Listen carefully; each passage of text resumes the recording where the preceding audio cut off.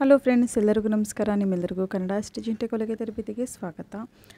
Friends, last ವಿಡಿಯೋದಲ್ಲಿ ಈ ಒಂದು ವಿಡಿಯೋನ ಹೇಳ್ಕೊಟ್ಟಿದ್ದೆ, ಬ್ಲೌಸ್ಗೆ ಬ್ಯಾಕ್ ಸೈಡ್ ಡಿಸೈನ್ ಯಾವ ರೀತಿ ಕೊಡೋದು ಅಂತ ಅಂದ್ಬಿಟ್ಟು. ಹಾಗೆ ಫುಲ್ ಬ್ಲೌಸ್ ಕಟ್ಟಿಂಗು ಕೂಡ ಅಪ್ಲೋಡ್ ಮಾಡಿದ್ದೀನಿ.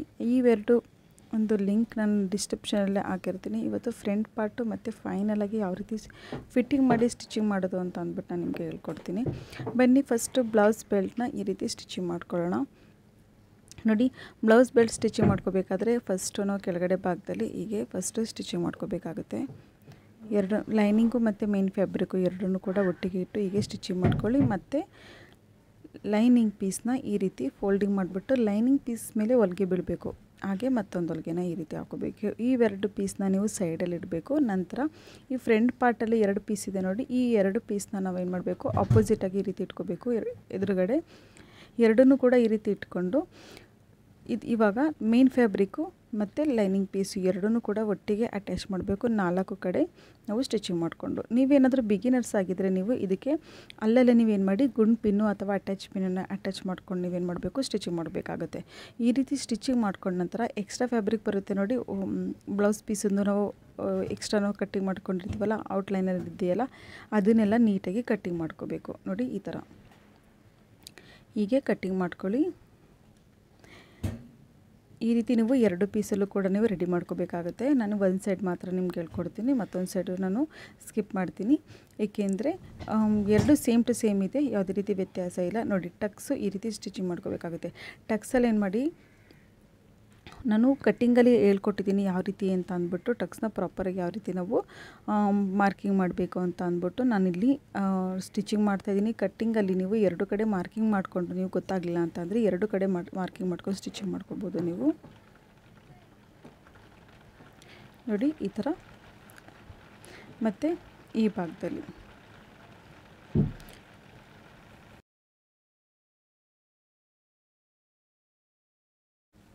ನಂತರ ಏನು ಮಾಡಬೇಕು, ಯೋಕ್ ಪಟ್ಟಿ ಅಂದರೆ ಬ್ಲೌಸ್ ಬೆಲ್ಟ್ನ ಹೀಗೆ ಅಟ್ಯಾಚ್ ಮಾಡಿ. ಫ್ರೆಂಡ್ಸ್, ಬ್ಲೌಸ್ ಬೆಲ್ಟ್ನ ಯಾವ ರೀತಿ ಅಟ್ಯಾಚ್ ಮಾಡಬೇಕು 4 ವಿಧಾನದಲ್ಲಿ ನಾನು ನಿಮ್ಗೆ ಹೇಳ್ಕೊಟ್ಟಿದ್ದೀನಿ. ಅದನ್ನು ನಾನು ಮೇಲ್ಗಡೆ ಬೆಲ್ ಐಕನಲ್ಲಿ ಕೊಟ್ಟಿರ್ತೀನಿ, ನೀವು ಹೋಗಿ ನೋಡಿ. ಬಿಗಿನರ್ಸು ಕೂಡ ನೀವು ಯಾವ ರೀತಿ ಅಂದರೆ ತುಂಬ ಹಾರ್ಡ್ ಅನಿಸಿದ್ರೆ ಈಸಿ ಮೆಥಡ್ ಯಾವುದು ಅಂತ ಅಂದ್ಬಿಟ್ಟು ಕೂಡ ನಾನು ಹೇಳ್ಕೊಟ್ಟಿದ್ದೀನಿ. ಮತ್ತು ನೋಡಿ, ಇದನ್ನು ಈ ರೀತಿ ತೆಗೀರಿ. ನೋಡಿ, ನೀಟಾಗಿ ಎಷ್ಟು ಚೆನ್ನಾಗಿ ಬಂದಿದೆ. ಮತ್ತು ಎಕ್ಸ್ಟ್ರಾ ಫ್ಯಾಬ್ರಿಕ್ ಸೈಡಲ್ಲಿ ಬರುತ್ತೆ, ಅದನ್ನು ನೀಟಾಗಿ ಕಟ್ಟಿಂಗ್ ಮಾಡ್ಕೊಳ್ಳಿ. ನೋಡಿ, ಇದನ್ನು ಕೂಡ ಸ್ವಲ್ಪ ಔಟ್ಲೈನಲ್ಲಿ ಎಷ್ಟೆಷ್ಟು ಪೀಸಸ್ ಇರುತ್ತೆ ನೋಡಿ ಎಕ್ಸ್ಟ್ರಾ, ಅದನ್ನು ನೀಟಾಗಿ ಕಟ್ಟಿಂಗ್ ಮಾಡ್ಕೋಬೇಕು. ನೋಡಿ, ಈ ರೀತಿ ರೆಡಿ ಮಾಡ್ಕೋಬೇಕು. ನೋಡಿ, ಈ ಥರ ಸೇಮ್ ಇದೇ ರೀತಿ ಏನು ಮಾಡಬೇಕು ನೋಡಿ, 7.5 6 ನೀವು ಈ ರೀತಿ ಫಸ್ಟ್ ಏನು ಮಾಡಿ, ಈ ರೀತಿ ಇಷ್ಟು ಸ್ಟಿಚಿಂಗ್ ಮಾಡ್ಕೊಂಡ ನಂತರ ಇದನ್ನು ಕರೆಕ್ಟಾಗಿ ನೀವು ನೋಡ್ಕೋಬೇಕಾಗುತ್ತೆ. ಫ್ರಂಟ್ ಪಾರ್ಟು ಅಂದರೆ ಫ್ರಂಟ್ ನೆಕ್ ಕರೆಕ್ಟಾಗಿ ಇದೆಯಾ ಇಲ್ವಾ ಅಂತ ಅಂದ್ಬಿಟ್ಟು ನೀವು ಚೆಕಿಂಗ್ ಮಾಡ್ಕೋಬೇಕಾಗುತ್ತೆ. ನೋಡಿ, ಇಷ್ಟಾಗಿದೆ. ಇದಾದ ನಂತರ ನಾವೇನು ಮಾಡಬೇಕು, ಮತ್ತೊಂದು ಪಾರ್ಟ್ ಇದೆಯಲ್ಲ, ಇವಾಗ ನಾನು ಲೆಫ್ಟ್ ಸೈಡ್ ಮಾತ್ರ ಸ್ಟಿಚಿಂಗ್ ಮಾಡಿದ್ದೀನಿ. ಅದಾದ ನಂತರ ನೀವು ರೈಟ್ ಸೈಡ್ನೂ ಕೂಡ ಸೇಮ್ ಇದೇ ರೀತಿ ಸ್ಟಿಚಿಂಗ್ ಮಾಡ್ಕೋಬೇಕಾಗುತ್ತೆ. ಅಂದರೆ ಟಕ್ಸು ಮತ್ತು ಬೆಲ್ಟು ಎರಡನ್ನೂ ಕೂಡ ಒಟ್ಟಿಗೆ ಇಟ್ಟು. ನೋಡಿ, ಇದು ಕಂಪ್ಲೀಟ್ ಆಯಿತು. ಎರಡು ಕಂಪ್ಲೀಟ್ ಆದಮೇಲೆ ನೋಡಿ, ಈ ರೀತಿ ನೀವು ಇಟ್ಟು ನೋಡಬೇಕು, ಈಗ ಕರೆಕ್ಟಾಗಿ ಬಂದಿದೆಯಾ, ಎರಡು ಒಂದೇ ಸಮ ಇದೆಯಾ. ಹುಕ್ಕಾಯಿ ಪಟ್ಟಿ ಅಟ್ಯಾಚ್ ಮಾಡೋದಕ್ಕಿಂತ ಮುಂಚೆ ನೋಡಿ ಮತ್ತೊಂದು ಸರಿ ನೀವು ಇಲ್ಲಿ ಚೆಕ್ ಮಾಡಬೇಕಾಗುತ್ತೆ, ಎರಡು ಒಂದೇ ಸಮ ಇದೆಯಾ ಅಂತ ಅಂದ್ಬಿಟ್ಟು. ಚೆಕ್ ಮಾಡಿದ ನಂತರ ನೀವು ಲೈನಿಂಗ್ ಪೀಸ್ ಉಳಿದಿರುತ್ತೆ ನೋಡಿ, ಆ ಲೈನಿಂಗ್ ಪೀಸಲ್ಲಿ ಏನು ಮಾಡಬೇಕು, 1.2 ನೋಡಿ, ಈ ರೀತಿ ಉದ್ದ ತೊಗೊಳ್ಳಿ. ಎಷ್ಟುದ ಬರುತ್ತೆ, ಎರಡು ಕಡೆ ಸೈಡು ಅರ್ಧ ಇಂಚು ಬಿಟ್ಟು ನೋಡಿ ಹೀಗೆ ಪೀಸ್ನ ಕಟ್ಟಿಂಗ್ ಮಾಡ್ಕೋಬೇಕು. ಇದು ಬಿಡ್ತಲ್ಲಿ 1.2 ಇಂಚ್ ಇದೆ ನೋಡಿ, 1.5 ಇಂಚ್ ತೊಗೊಂಡ್ರು ಆಗುತ್ತೆ. 1.2 ಅಥವಾ 1.5 ಇಂಚ್ ಈ ರೀತಿ ಪೀಸ್ ತೊಗೊಂಡು ಅದನ್ನೇನು ಮಾಡಿ ಒಂದು ಸೈಡು ಈ ರೀತಿ ಫೋಲ್ಡಿಂಗ್ ಮಾಡ್ಕೊಳ್ಳಿ. ಹೀಗೆ ಫೋಲ್ಡಿಂಗ್ ಮಾಡಿಕೊಂಡು ಸ್ಟಿಚಿಂಗ್ ಮಾಡ್ಕೊಳ್ಳಿ. ಇದನ್ನು ಮೇಲ್ಗಡೆ ಸೈಡ್ ಇಟ್ಟು, ಇದು ಹುಕ್ ಪಟ್ಟಿ. ನಿಮ್ಗೆ ಏನಾದರೂ ನೀವು ಲೆಫ್ಟ್ ಸೈಡಲ್ಲಿ ನಮಗೆ ಹುಕ್ ಪಟ್ಟಿ ಬೇಕಾಗಲ್ಲ, ರೈಟ್ ಸೈಡಲ್ಲಿ ಬೇಕು ಅಂದರೆ ಇದೇ ಥರ ಸೇಮ್ ಹುಕ್ ಪಟ್ಟಿನ ರೈಟ್ ಸೈಡು ನೀವು ಲೆಫ್ಟು ರೈಟು ನೀವು ಹುಕ್ ಪಟ್ಟಿ ಮತ್ತು ಕಾಚು ಪಟ್ಟಿನ ಎಕ್ಸ್ಚೇಂಜ್ ಮಾಡ್ಕೋಬೋದು. ಬಟ್ ಸ್ಟಿಚಿಂಗ್ ಯಾವ ರೀತಿ ಮಾಡಬೇಕು ಆ ಮೆಥಡ್ನ ನಾನು ನಿಮಗೆ ಹೇಳ್ಕೊಡ್ತಾ ಇದ್ದೀನಿ. ನೋಡಿ, ಈ ರೀತಿ ಒಳಗಡೆ ಸೈಡ್ ಈ ರೀತಿ ಫೋಲ್ಡಿಂಗ್ ಮಾಡಿಕೊಂಡು ಮತ್ತೊಂದು ಹೊಲಿಗೆ ಹಾಕೋಬೇಕು. ಈ ಹುಕ್ ಪಟ್ಟಿ ಮತ್ತು ಹಾಯ್ ಪಟ್ಟಿ ಯಾವ ರೀತಿ ಮತ್ತು ಹುಕ್ ಪಟ್ಟಿ ಕಾಚು ಪಟ್ಟಿ ನೀವೇನಂತೀರ ಅದನ್ನು ಯಾವ ರೀತಿ ಸ್ಟಿಚಿಂಗ್ ಮಾಡ್ಕೋಬೇಕು ಅದನ್ನು ಕೂಡ ಸಪ್ರೇಟಾಗಿ ನಾನು ವೀಡಿಯೋ ಅಪ್ಲೋಡ್ ಮಾಡಿದ್ದೀನಿ. ಅದನ್ನು ಕೂಡ ನಾನು ಬೆಲ್ ಐಕಾನಲ್ಲಿ ಕೊಟ್ಟಿರ್ತೀನಿ, ಇನ್ನು ನೋಡ್ಬೋದು. ನೋಡಿ, ಕಂಪ್ಲೀಟ್ ಆಗಿದೆ. ಇದು ಉಪ್ಪಟ್ಟಿ ಕರೆಕ್ಟಾಗಿ ಸ್ಟಿಚಿಂಗ್ ಮಾಡಿ. ಇದಾದಮೇಲೆ ಹಾಯ್ ಪಟ್ಟಿ ಅಂದರೆ ಕಾಚು ಪಟ್ಟಿ, ಹಾಯ್ ಪಟ್ಟಿ ನೀವೇನು ಹೇಳ್ತೀರಾ, ಮತ್ತು ಡಬಲ್ ಪಟ್ಟಿ ಆ ರೀತಿಯೂ ಹೇಳ್ತಾರೆ. ಕೆಲವೊಬ್ಬರು ಕೆಲವೊಂದು ಬೇರೆ ಬೇರೆ ರೀತಿ ಹೇಳ್ತಾರೆ. ನಂಗೆ ಕಮೆಂಟ್ಸಲ್ಲಿ ತುಂಬ ಥರ ಬರುತ್ತೆ. ಸೊ ಆ ಮೆಥಡ್ನ ಏನೇನಂತ ಹೇಳ್ತಾರೆ ಅದನ್ನು ನಾನು ನಿಮ್ಮ ಹತ್ರ ಶೇರ್ ಮಾಡ್ಕೋತಾ ಇದ್ದೀನಿ. ನೋಡಿ, ಇದು ವಿಡ್ತಲ್ಲಿ 3 ಇಂಚ್ ಈ ರೀತಿ ತೊಗೊಂಡು ಇದು ಮಾಡ್ತಾಯಿದ್ದೀನಿ. ನೋಡಿ ಹೀಗೆ ಕಟ್ಟಿಂಗ್ ಮಾಡ್ಕೋತಾ ಇದ್ದೀನಿ. 2.5 ಇಂಚು ತೊಗೋಬೋದು, ಹಾಗೆ 3 ಇಂಚು ಕೂಡ ನೀವು ತೊಗೋಬೋದು. ಇದು ಲೈನಿಂಗ್ ಪೀಸಲ್ಲಿ ನಾನು ತೊಗೊಂಡಿರೋದು. ಲೈನಿಂಗ್ ಪೀಸಲ್ಲಿ ಇದನ್ನು ಕಟ್ಟಿಂಗ್ ಮಾಡ್ಕೊಂಡ ನಂತರ ಸೇಮ್ ಇದೇ ಪೀಸ್ನ ನಾವು ಮೇನ್ ಫ್ಯಾಬ್ರಿಕ್ ಅಂದರೆ ಬ್ಲೌಸ್ ಪೀಸಲ್ಲೂ ತೊಗೋಬೇಕು. ಇದೊಂದು ಸ್ವಲ್ಪ ಮಂದಾಗಿರಬೇಕು ಬಟ್ಟೆ, ಕಾಜ್ ಪಟ್ಟಿಗೆ ಅಂದರೆ ಡಬ್ಬಲ್ ಪಟ್ಟಿಗೆ. ಅಂದರೆ ನೋಡಿ ಇಲ್ಲಿ ಉಳಿದಿರುವಂಥ ಬ್ಲೌಸ್ ಪೀಸ್ ಇದೆಯಲ್ಲ, ಅದರಲ್ಲಿ ಏನು ಮಾಡಿ ಸೈಡಲ್ಲಿ ಕಟ್ಟಿಂಗ್ ಮಾಡ್ಕೊಳ್ಳಿ. ಕಟ್ಟಿಂಗ್ ನೋಡಿ ಈ ರೀತಿ ಕಟ್ಟಿಂಗ್ ಮಾಡಿಕೊಂಡು ಒಂದು ಸೈಡ್ ಏನು ಮಾಡಬೇಕು, ಲೈನಿಂಗ್ ಪೀಸು ಮತ್ತು ಮೇನ್ ಪೀಸು ಅಂದರೆ ಬ್ಲೌಸ್ ಪೀಸು ಮೇಲ್ಗಡೆದು ಅದನ್ನು ಎರಡನ್ನೂ ಒಟ್ಟಿಗೆ ಸೇರಿಸಿ ನೀವು ಫೋಲ್ಡಿಂಗ್ ಮಾಡಿಕೊಂಡು ಹೀಗೆ ಸ್ಟಿಚಿಂಗ್ ಮಾಡ್ಕೋಬೇಕಾಗುತ್ತೆ. ನೋಡಿ ಈ ಥರ ಸ್ಟಿಚಿಂಗ್ ಮಾಡ್ಕೊಳ್ಳಿ. ಮತ್ತೇನು ಮಾಡಬೇಕು, ಇದನ್ನು ಈ ಕಡೆಯಿಂದ ಮೇಲ್ಗಡೆ ಸೈಡ್ ಇಟ್ಟು ಏನು ಮಾಡಬೇಕು, ಹೊಲಿಗೆ ಹಾಕೋಬೇಕು. ಹೀಗೆ ಜಾಸ್ತಿ ಬ್ಲೌಸ್ ಪೀಸ್ ಉಂಟಲ್ಲ, ಬ್ಲೌಸ್ನ ಹೊಲ್ದಿರೋದನ್ನು ಜಾಸ್ತಿ ಎಳೆಯೋಕ್ಕೆ ಹೋಗಬೇಡಿ, ಇಲ್ಲಾಂತಂದರೆ ಒಂದು ಉದ್ದ ತುಂಡ ಆಗಿಬಿಡುತ್ತೆ. ಅಂದರೆ ಸ್ವಲ್ಪ ಹೆಚ್ಚು ಕಡಿಮೆ ಆಗುತ್ತೆ. ಬಟ್ ನೀವು ಯಾವುದಾದ್ರು ಒಂದು ಪಾರ್ಟ್ನ ನೀವು ಜೋರಾಗಿ ಎಳೆದು ಏನಾದರೂ ಸ್ಟಿಚಿಂಗ್ ಮಾಡಿದ್ರೆ ತುಂಬಾ ಜಾಸ್ತಿ ಡಿಫ್ರೆನ್ಸ್ ಬಂದುಬಿಡುತ್ತೆ. ನೋಡಿ ಈ ರೀತಿ ಇಲ್ಲಿ ಇವಾಗ ಜಾಸ್ತಿ ಡಿಫ್ರೆನ್ಸ್ ಬಂದಿಲ್ಲ, ನೀವೇನಾದ್ರು ಎಳೆದು ಸ್ಟಿಚಿಂಗ್ ಮಾಡಿದ್ರೆ ಡಿಫ್ರೆಂಟ್ ಬಂದುಬಿಡುತ್ತೆ. ನೋಡಿ ಈ ರೀತಿ ಕಂಪ್ಲೀಟ್ ಮಾಡ್ಕೊಳ್ಳಿ. ಇವಾಗ ಮತ್ತೊಂದು ಸರಿ ನೀವು ಚೆಕಿಂಗ್ ಮಾಡ್ಕೋಬೇಕು, ಕರೆಕ್ಟಾಗಿ ಬಂದಿದೆಯಾ 2 ಪಟ್ಟಿ ಅಂತ ಅಂದ್ಬಿಟ್ಟು. ನೋಡಿ ಇಲ್ಲೇ ಏನಾಗಿದೆ, ಇಲ್ಲಿ ಓನ್ಲಿ 1/4 ಇಂಚ್ ಬಂದಿದೆ ಮೇಲ್ಗಡೆ ಸೈಡು. ನೋಡಿ ಇದು ಜಾಸ್ತಿ ಬಂದಿದೆ. ಇದನ್ನೇನು ಮಾಡಬೇಕು, ಹೀಗೆ ಕಟ್ಟಿಂಗ್ ಮಾಡ್ಕೊಳ್ಳಿ. ಈ ಭಾಗದಲ್ಲಿ ಮಾತ್ರ ಕಟ್ಟಿಂಗ್ ಮಾಡ್ಕೋಬೇಕು ಹೊರತು ನೀವು ಮೇಲ್ಗಡೆ ತನಕನೂ ಕಟ್ಟಿಂಗ್ ಮಾಡ್ಕೊಳಕ್ಕೆ ಹೋಗಬಾರ್ದು. ನೋಡಿ ಈ ರೀತಿ ನೋಡಿ ಇಲ್ಲಿ ಲೈನು ಕೂಡ ಕರೆಕ್ಟಾಗಿ ಬಂದಿದೆ, ಟಕ್ಸ್ದು ಮತ್ತು ಬೆಲ್ಟು ಎರಡೂ ಕೂಡ ಲೈನ್ ಕರೆಕ್ಟಾಗಿ ಪ್ರಾಪರಾಗಿ ಬಂದಿದೆ. ಈ ರೀತಿ ನಾವು ಸ್ಟಿಚಿಂಗ್ ಮಾಡ್ಕೋಬೇಕಾಗುತ್ತೆ. ನೋಡಿ ಫ್ರಂಟ್ ಪಾರ್ಟ್ನ ಕಂಪ್ಲೀಟಾಗಿ ನಾನು ಸ್ಟೆಪ್ ಬೈ ಸ್ಟೆಪ್ಪಾಗಿ ತುಂಬ ನಿಧಾನವಾಗಿ ಹೇಳ್ಕೊಟ್ಟಿದ್ದೀನಿ, ತುಂಬ ಸ್ಪೀಡು ಹೇಳ್ಕೊಟ್ಟಿಲ್ಲ, ಯಾವುದೇ ಪಾರ್ಟು ಕೂಡ ಸ್ಕಿಪ್ ಮಾಡಿಲ್ಲ, ನೀಟಾಗಿ ಹೇಳ್ಕೊಟ್ಟಿದ್ದೀನಿ. ಇದಾದ ನಂತರ ನೀವೇನು ಮಾಡಬೇಕು ನೋಡಿ, ನಾನು ಫ್ರಂಟ್ ಪಾರ್ಟ್ಗೆ ನೋಡಿ ಈ ರೀತಿ 2 ಪೀಸ್ನ ಒಂದ್ರ ಮೇಲೆ ಒಂದೆರಡು ಇಟ್ಟಿದ್ದೀನಿ. ಲೈನಿಂಗ್ ಪೀಸ್ನ ಇಟ್ಟು ನಾನು ಒಂದು ಪಾರ್ಟ್ನ ನಾನು ಇಲ್ಲೇನು ಮಾಡ್ತಾಯಿದ್ದೀನಿ, ಲೆಫ್ಟು ರೈಟು ಯಾವುದಾದ್ರೂ ತೊಗೊಳ್ಳಿ, ಒಂದು ಪಾರ್ಟ್ಗೆ ಏನು ಮಾಡಬೇಕು, ಈ ರೀತಿ ಮಾರ್ಕಿಂಗ್ ಮಾಡ್ಕೋಬೇಕು. ಇದು ನೋಡಿ ಈ ರೀತಿ ಮಾರ್ಕಿಂಗ್ ಮಾಡ್ಕೊಳ್ಳಿ. ಇದು ನೆಕ್ಗೆ ನಾನು ಫಿನಿಶಿಂಗ್ ಕೊಡ್ತಾಯಿದ್ದೀನಿ. ನೆಕ್ ಪಟ್ಟಿ, ಇದು ನೆಕ್ ಪೀಸು ಪಟ್ಟಿ ನೀವೇನಂತೀರ ಅದು. ನೋಡಿ ಈ ರೀತಿ ಎರಡು ಕಡೆ, ಏಕೆಂದರೆ ನಾವು ಲೆಫ್ಟ್ ಮತ್ತು ರೈಟು ಎರಡಿಗೂ ಕೊಡಬೇಕಲ್ಲ, ಅದನ್ನು ಒಂದೇ ಸರಿ ನಾವು ಕಟ್ಟಿಂಗ್ ಮಾಡ್ಕೋಬೇಕಾಗುತ್ತೆ. ಈ ಪೀಸ್ನ ನಾವು ಲೈನಿಂಗ್ ಪೀಸಲ್ಲಿ ಕಟ್ಟಿಂಗ್ ಮಾಡ್ಕೋಬೇಕು. ಇದು ಲೈನಿಂಗ್ ಪೀಸು, ಇದನ್ನು ಮಾರ್ಕಿಂಗ್ ಮಾಡ್ಕೊಬಿಡಿ, ಏಕೆಂದರೆ ಮೇಲ್ಗಡೆ ಯಾವುದು ಕೆಳಗಡೆ ಯಾವುದಂತ ಗೊತ್ತಾಗಬೇಕಲ್ವ, ಅದಕ್ಕೆ. ನೋಡಿ ಈ ರೀತಿ ಬರುತ್ತೆ. ಇದನ್ನೇನು ಮಾಡಬೇಕು, ಇವಾಗ ಇದನ್ನು ಒಂದು ಸೈಡ್ ಏನು ಮಾಡಬೇಕು, ಎರಡು ಕಡೆ ಸೈಡು ಒಂದೇ ಥರ ಇಟ್ಕೊಳ್ಳಿ. ಒಂದು ಸೈಡ್ ಏನು ಮಾಡಬೇಕು, ಹೀಗೆ ಔಟ್ಲೈನಲ್ಲಿ ಒಂದು ಸೈಡು ಫೋಲ್ಡಿಂಗ್ ಮಾಡಿಕೊಂಡು ಸ್ಟಿಚಿಂಗ್ ಮಾಡ್ಕೋಬೇಕು. ನೋಡಿ ಈ ಥರ. ಮತ್ತು ಈ ಕಡೆಯಲ್ಲೂ ಕೂಡ ಸೇಮ್ ಇದೇ ರೀತಿ ಫೋಲ್ಡಿಂಗ್ ಮಾಡಿಕೊಂಡು ಸ್ಟಿಚಿಂಗ್ ಮಾಡ್ಕೋಬೇಕಾಗುತ್ತೆ.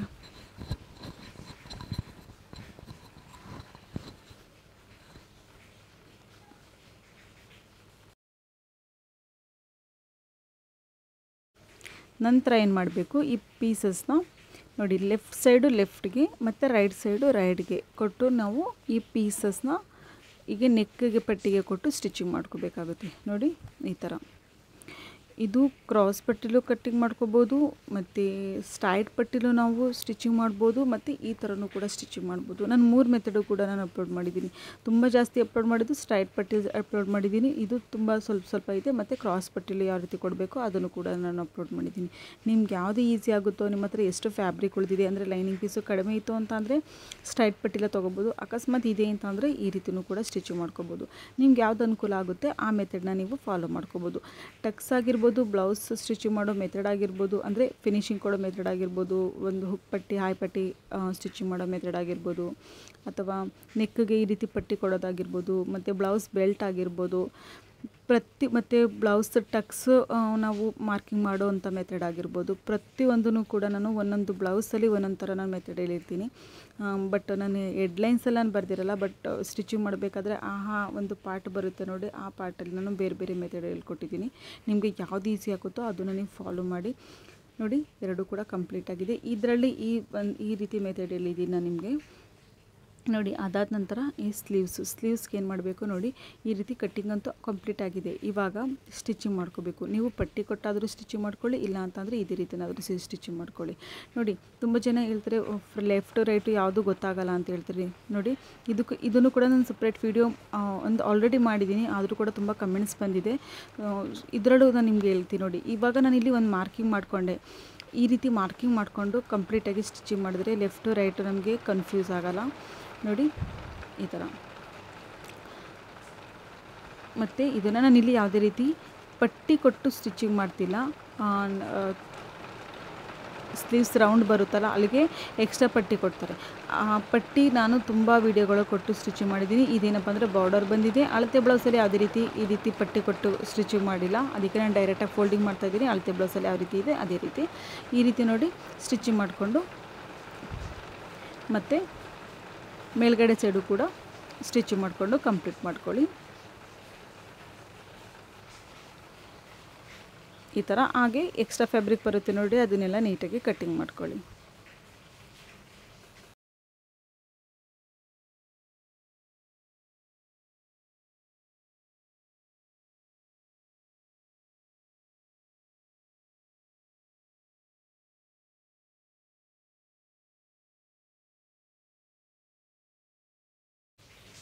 ನೋಡಿ ಕಂಪ್ಲೀಟ್ ಆಯಿತು. ಸೇಮ್ ಅದೇ ರೀತಿ ಈ ಪಾರ್ಟ್ನೂ ಕೂಡ ನೀವು ಸ್ಟಿಚಿಂಗ್ ಮಾಡ್ಕೋಬೇಕಾಗುತ್ತೆ. ನಾನು ಸ್ಲೀವ್ಸಲ್ಲಿ ಯಾವುದೇ ರೀತಿ ಡಿಸೈನ್ ಕೊಟ್ಟಿಲ್ಲ. ನೀವು ಡಿಸೈನ್ ಸ್ಟಿಚಿಂಗ್ ಮಾಡ್ಕೋಬೇಕು ಅಂದರೆ ಸುಮಾರು ವೀಡಿಯೋನ ಅಪ್ಲೋಡ್ ಮಾಡಿದ್ದೀವಿ. ಪ್ಲೇಲಿಸ್ಟಲ್ಲಿ ನೀವು ಹೋಗ್ಬಿಟ್ಟು ತೋಳಿಗೆ ಡಿಸೈನ್ ಕೊಡುವುದು ಅಂತ ಅಂದ್ಬಿಟ್ಟು ನಾನು ಹೇಗೆ ಡಿಸೈನ್ ಕೊಡುವುದು ಅಂತ ಅಂದ್ಬಿಟ್ಟು ನಾನು ಹೆಡ್ಲೈನ್ಸಲ್ಲಿ ಬರೆದು ಅಪ್ಲೋಡ್ ಮಾಡಿದ್ದೀನಿ ವೀಡಿಯೋನ. Simple blouse design, sleeves design ಸುಮಾರು ನಾನು ಅಪ್ಲೋಡ್ ಮಾಡಿದ್ದೀನಿ. ನೀವು ಡಿಸೈನ್ ಕೊಡಬೇಕು ಅಂತಂದರೆ ನೀವು ಅಲ್ಲೋಗಿ ನೋಡಿ ಯಾವ ಡಿಸೈನ್ ಇಷ್ಟ ಆಗುತ್ತೋ ಆ ಡಿಸೈನ್ ನೀವು ಸ್ಲೀವ್ಸ್ಗೆ ಸ್ಟಿಚಿಂಗ್ ಮಾಡ್ಕೋಬೋದು. ನಾನು ಇದರಲ್ಲಿ ಸಿಂಪಲ್ ನಾನು ಯಾವುದೇ ರೀತಿ ಡಿಸೈನ್ ಕೊಡ್ತಿಲ್ಲ, ಡೈರೆಕ್ಟಾಗಿ ನಾರ್ಮಲ್ ಬ್ಲೌಸ್ ಸ್ಲೀವ್ಸ್ನೇ ನಾನು ಇಲ್ಲಿ ಕೊಡ್ತಾ ಇರುವಂಥದ್ದು.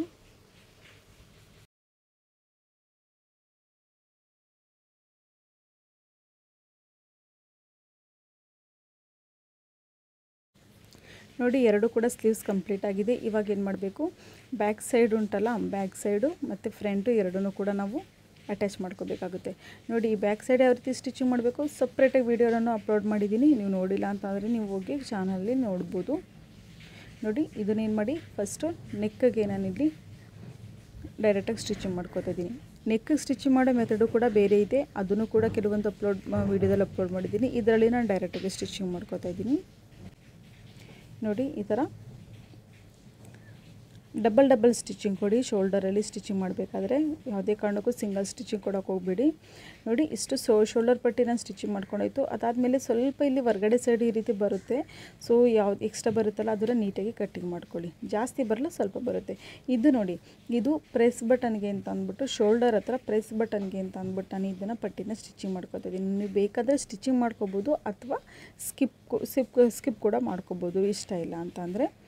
ಆಲ್ಮೋಸ್ಟ್ ಇವತ್ತು ನಾಳೆ ಪ್ರತಿಯೊಂದು ಬ್ಲೌಸ್ಗೂ ಕೂಡ ಈ ಹುಕ್ ಮತ್ತು ಪ್ರೆಸ್ ಬಟನ್ ಪಟ್ಟಿ ಕೊಡಲೇಬೇಕು.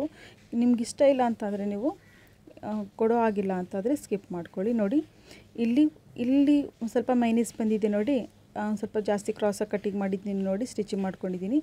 ಇದು ಈ ಕಡೆ ಸೈಡ್ ಇರಬೇಕು. ನೋಡಿ ಒಂದು ಸ್ವಲ್ಪ ಇಲ್ಲಿ ಸಾಲ್ಟೇಜ್ ಆಯಿತು. ನಾನೇನು ಮಾಡ್ತೀನಿ, ಒಂದು ಸ್ವಲ್ಪ ಇಲ್ಲಿ ಈಜ್ದಾಗೆ ಒಂದು ಸ್ವಲ್ಪ ಪಟ್ಟಿನ ಹೇಳಿದೆ. ಅದು ನೋಡಿ ಇವಾಗ ಕರೆಕ್ಟಾಗಿ ಸರಿ ಬಂತು.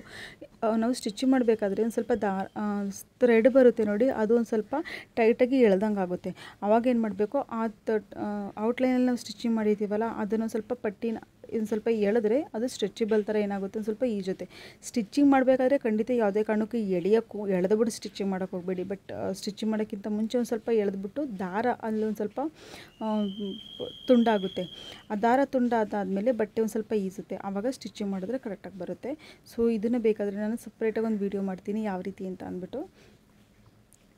ವಿಡಿಯೋ ಅಂತಂದರೆ ತುಂಬ ದೊಡ್ಡ ವಿಡಿಯೋ ಆಗೋಲ್ಲ, ಇದು 1 ನಿಮಿಷದ ಶಾರ್ಟ್ಸ್ ಮಾಡ್ತೀನಿ ನಾನು, ನಿಮಗೆ ಹೆಲ್ಪ್ ಆಗುತ್ತೆ ಖಂಡಿತ. ನೋಡಿ ಈ ರೀತಿ ಸ್ಟಿಚಿಂಗ್ ಮಾಡ್ಕೋಬೇಕು. ಇಲ್ಲಿ ಸ್ವಲ್ಪ ನನಗೆ 1/2 ಇಂಚು ಕಡಿಮೆ ಬಂದಿತ್ತು, ಇವಾಗ ಕಂಪ್ಲೀಟಾಗಿ ಕರೆಕ್ಟಾಗಿ ಬಂದಿದೆ.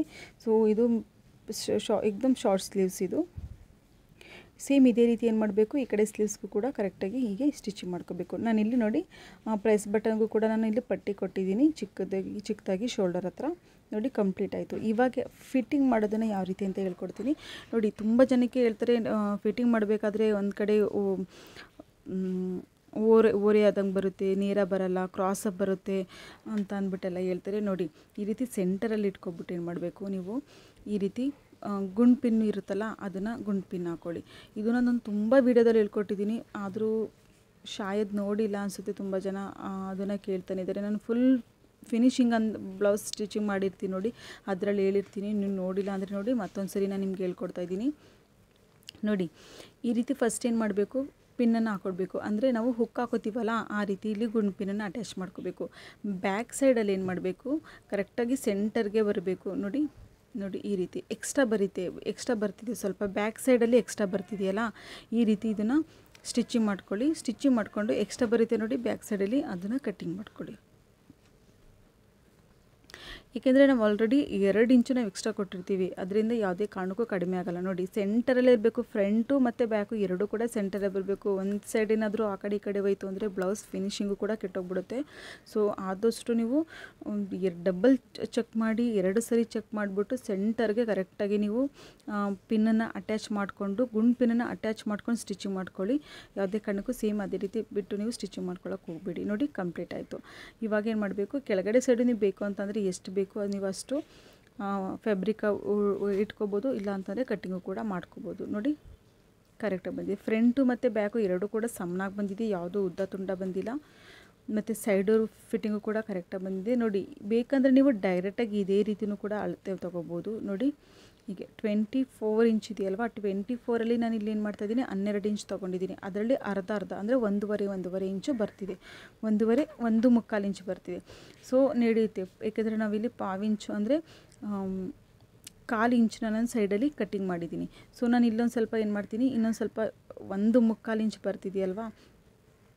ನೋಡಿ ಈ ರೀತಿ ಸ್ಟಿಚಿಂಗ್ ಮಾಡ್ಕೊಂಡಾದ್ಮೇಲೆ ಇದನ್ನು ಈ ರೀತಿ ಒಳಗಡೆ ಸೈಡು ಫೋಲ್ಡಿಂಗ್ ಮಾಡ್ಕೊಂಡು ನಾವು ಸ್ಟಿಚಿಂಗ್ ಮಾಡ್ಕೊಂಡಾಗಿಂದ ಇಲ್ಲಿ ನಾವು ಔಟ್ ಸೈಡ್ ಸ್ಟಿಚಿಂಗ್ ಮಾಡಿದ್ದೀವಿ, ಓವರ್ಲ್ಯಾಕ್ ಮಾಡೋವಂಥ ಅವಶ್ಯಕತೆ ಏನಿರಲ್ಲ.